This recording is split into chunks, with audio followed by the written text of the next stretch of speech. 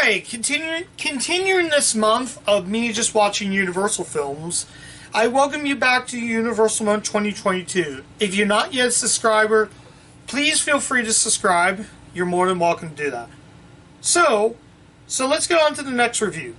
Well, I decided this time to take a look at a film by my favorite filmmakers, the Coen brothers, Joel and Ethan Coen. Yeah, I think I pronounced it right. We're taking a look at the 1996 Frances McDormand movie, Fargo. I'm tackling the Coen brothers film, Fargo. This was awesome, for the most part. For the most part, this film came out in 1996. It was released by Polygram Films Entertainment. I just reviewed Canadian Bacon a couple days ago. And I want to take a look at another Polygram film along with Gramercy. Even though Gramercy isn't credited anywhere, I thought I'd take a look at this film called Fargo. It says right here, a thriller by Joel Coen and Ethan Coen. They won the Oscar for screenplay, and I think Frances McDormand took home the Best Actress Oscar for this film. In addition to this cast, we have Steve Buscemi and Peter Strasmore in this role. So yeah, let's talk about Fargo. Basically, it says on the back here it was nominated for 7 Oscars and won winner of 2, which would be the Best Actress, Frances McDormand, and the Coen brothers won for screenplay. I'll put this aside right here. But if you haven't seen this film, this takes place in 1987. I didn't even know this movie was a true story. Basically focused on William H. Macy. I forget what his character's name is, but he's a car insurance guy. He's a car salesman. He sells cars. So Frances McDormand plays the police officer that's trying to stop Buscemi along with some other guy. So in the middle of the film, near the beginning of the film, we see Buscemi and I forget who the other guy is. I think it's Peter Strasmore, his character. So basically, they kidnapped this woman, but they think they killed her, but they didn't. She comes alive wearing this bandage right here. I don't know if you can see it on the camera. No, she's fully masked, which means she can't even see. So it's really crazy, and the style it takes place in Fargo, I think, South Dakota. The Coen brothers are known for having their movies set in the South. I will easily say, still to this day, my all-time favorite Coen brothers movie is No Country for Old Men.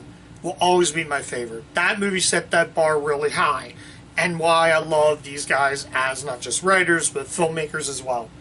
This movie plays this sort of thing. It's set in the wintertime, so it crisscrosses through different stories. So we have William H. Macy, who I said is a car insurance guy, and Frances McDormand, who's the police woman that's trying to find these clues. Basically, they had this dead body, but yeah, I liked it. The only really negative that bugged me the most was the ending. That's it? What happened? I'm watching the film, at the end of it, I thought there was more, but it's like, no, it just abruptly ends. I'm like, is that it? Is that the movie? I'm like, cheat us out. I can excuse Inside Man for having a bad ending. This ending is the stupidest ending I've ever seen. And to be honest, it almost killed this movie. Like, why? I love the beginning, I love the middle, but that ending, that is really what I had to rant about. That's basically the elephant in the room, is its ending. I don't get this ending very much. It's just, wow. Really, really, really, really, really, really, really, really bad ending. Just, I don't know. The ending bugged me a little bit. The performances are great. All the cast is great. I don't know what else to say about this film, but I can probably say I can recommend it.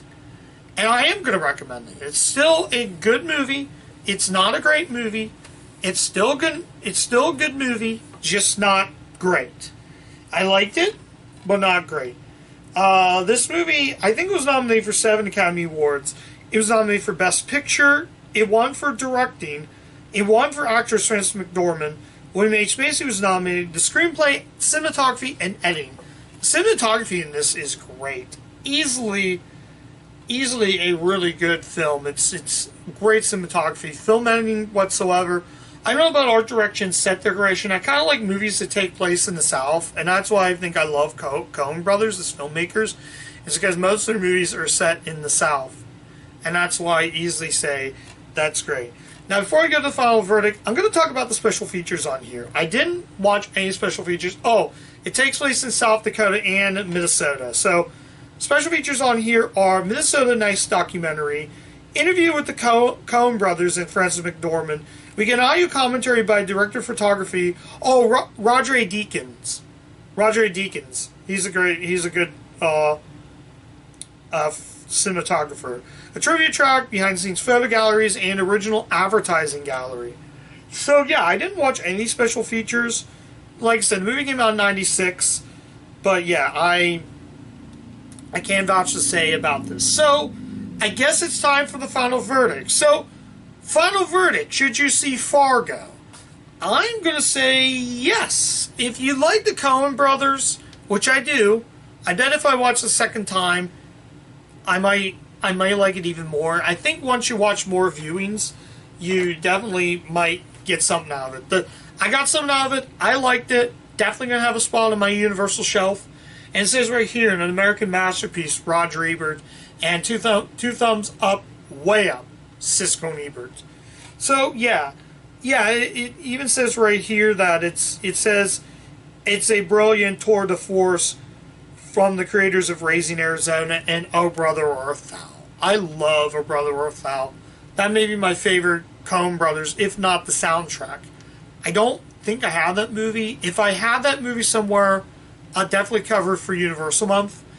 But yeah, Fargo. Definitely check this movie out.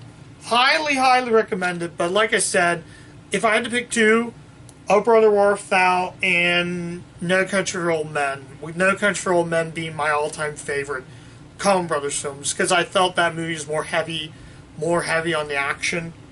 But if you want something with more drama, more pace, if you can ignore that ending, like I said, the only problem I had with the film was its ending. I'm sitting there, oh, there's might be more.